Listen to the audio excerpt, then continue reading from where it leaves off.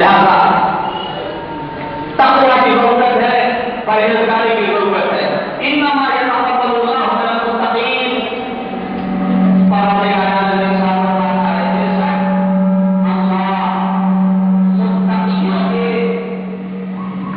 اعمال کو قبول فرماتا ہے۔ اب متقی کون ہے؟ کہا جس نے گناہوں سے اجتناب کیا، جس نے مکروہات سے اجتناب کیا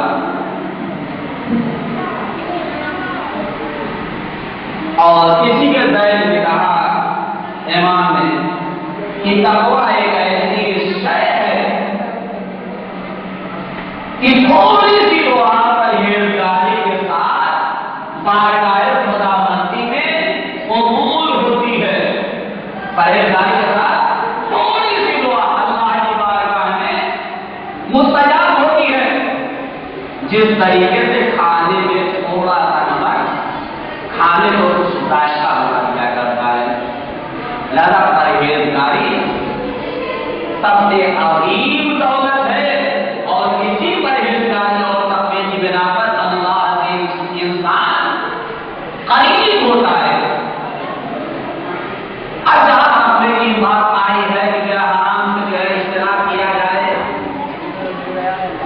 فرائض خداوندی کو انجام دیا جائے، وہیں پر حکم قرآن یہ ہے کہ جس تاکید کے ساتھ ہم نے کھلے رہنے کا حکم دیا ہے،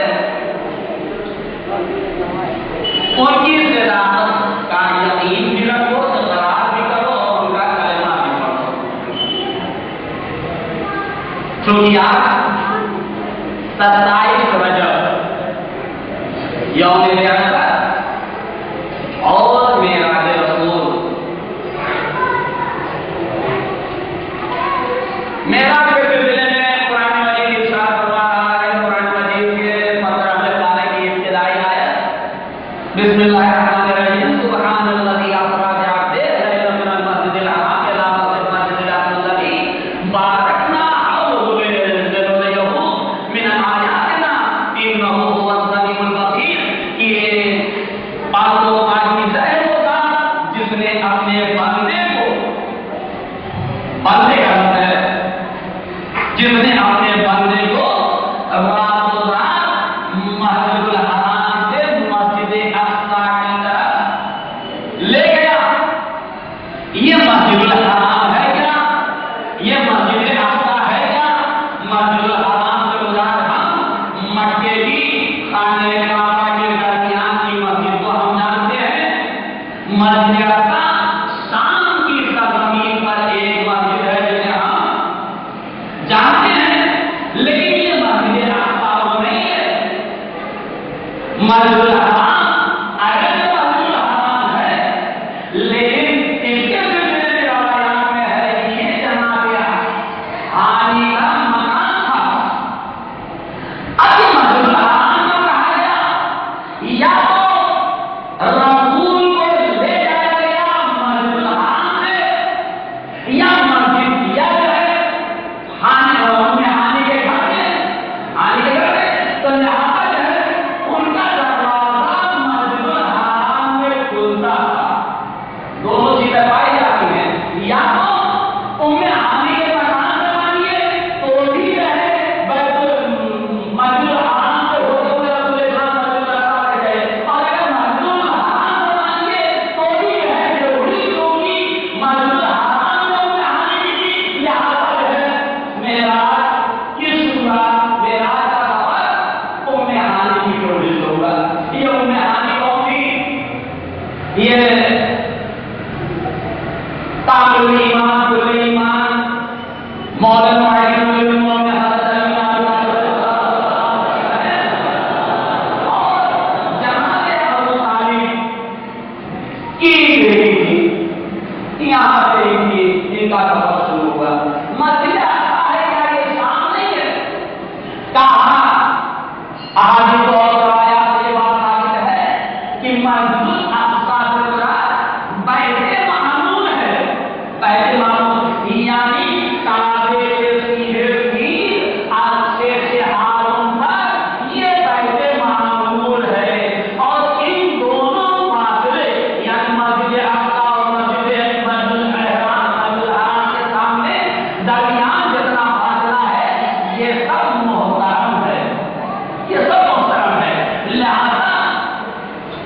یہی وجہ ہے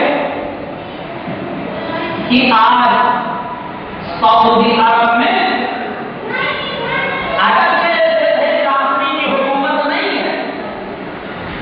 لیکن جعفری ماننے والی حکومت نہیں ہے، لیکن مسلم کنٹری مانی جاتی ہے، مسلم ملک مانا جاتا ہے۔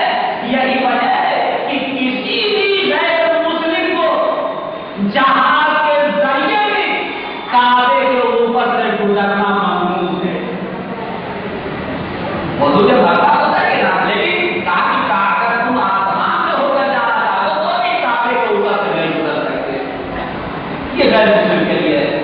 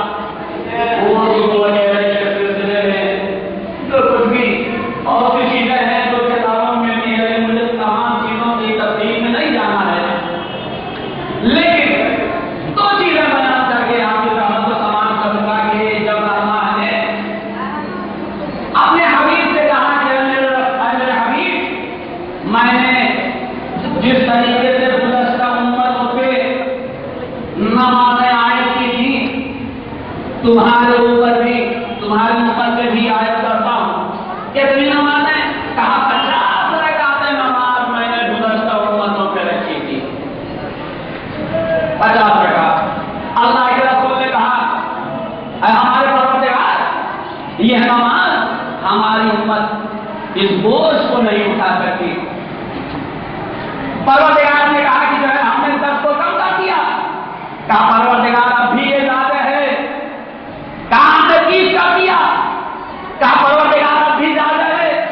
کام نے 20 کر دیا۔ تب جو ہے گھٹاتا رہا پروردگار۔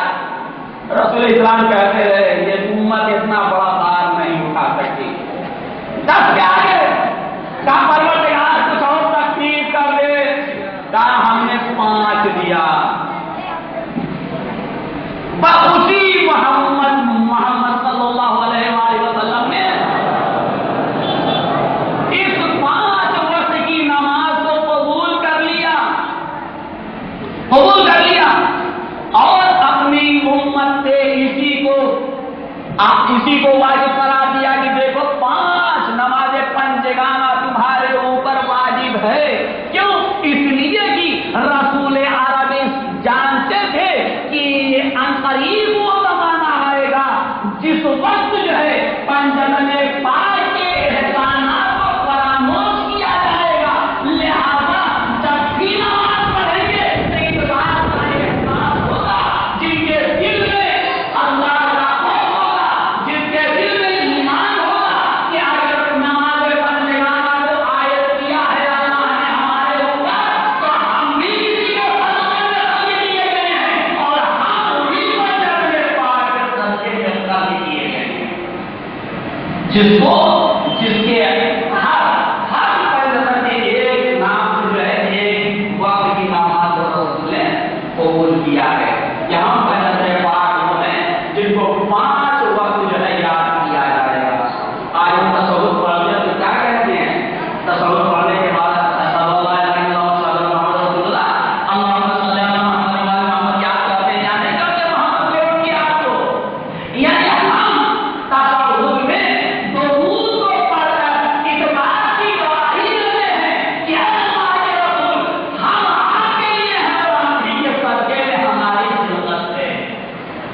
ورنہ یہ درود شریف بغیر درود کے نماز ہی نہیں ہے. بغیر درود اور بغیر محبت اہل بیت کے نماز نہیں ہے، عبادت نہیں ہے. جو حب اہل بیت عبادت آرام ہے. لہذا ہمیں چاہیے کہ ہم جو بھی واجب امور انجام دیتے ہیں اس میں رضائے الہی کو مد نظر رکھیں اور رضائے رسول اور رضائے ائمہ کو بھی مد نظر رکھتے ہوئے ہر امور کو انجام دیں. کوئی ایسی بات ہم واجب انجام دیں اور وہ کسی اور کھاتے میں چلا جائے. مثلاً ہم نے اللہ کی رضا کے لیے نماز پڑھنی شروع کی کہ ایک شخص جو ہے سامنے آ کے بیٹھ گیا. ہم نے جو ہے اب تک جو ہم آہستہ جو ہے سیرت کر رہے تھے. جیسے کہ بازو ایک شخص آ گیا ہم تو آواز بلند کرنے لگے. کیوں؟ تاکہ دیکھ کہے کہ مولانا کی جگہ بڑی اچھی ہے اور اللہ نے راوی میں پڑھ رہے ہیں. اب یہ اللہ کی رضا چھوڑ کر ہم نے بندے کی رضا حاصل کرنی چاہیے. بس دیکھیے کہ جب تک اللہ کی رضا تھی اللہ نے کہا میں تمہارے کھاتے میں اس کا ثواب دوں گا. لیکن جہاں سے تمہاری نیت بدلی کہ بندہ میری بہتری اور میرے جو ہے خوبصورتی میری فضیلت کو بیان کرے، کہا کہ اب تمہارا جو ثواب اس کے کھاتے کی طرح کرے. اب اسی سے مانگنا اس لیے کہ اس کے لیے تم نے کیا ہے میرے لیے نہیں کیا ہے. لہٰذا ہر عمل رضائے الہی کے لیے ہونا چاہیے. آخر میں رسول اسلام نے فرمایا اے پروردگار مجھ کو تو کیا دے گا؟ انہیں جناب ابراہیم کو خلیل بنایا اپنا، جناب موسیٰ کو کلیم بنایا اپنا، جناب سلیمان کو جو ہے پوری حکومت دے دی، ملک حکومت عطا کر دیا. مجھے کیا دے گا؟ کہا اگر میں نے ابراہیم کو اپنا خلیل بنایا تو تمہیں اپنا حبیب بنایا. اگر موسیٰ کو کلیم بنایا اپنا تو تمہیں بے نور پہ بلا کر جو ہے ان کے لہجے عربی میں گفتگو کروں گا. کہا کہ یہ اور کیا دے گا؟ کہا کہ جس طریقے سے میں نے سلیمان کو ملک عظیم عطا کیا ویسے ہی میں آخرت کی باقی حکومت تمہارے حوالے کروں گا. تم جس کو چاہو گے، تم جس کی چاہو گے شفاعت کر کے اسے جنت میں داخل کر سکتے ہو. تم جسے چاہو گے اسے جہنم کے حوالے کر سکتے ہو. اس سے بڑی حکومت کیا ہو سکتی ہے؟ لہذا یہ تمام چیزیں ہمیں رضائے الہی کو حاصل کرنے کے لیے پرہیزگاری کی ضرورت ہے، تقوی الہی کی ضرورت ہے، گناہوں سے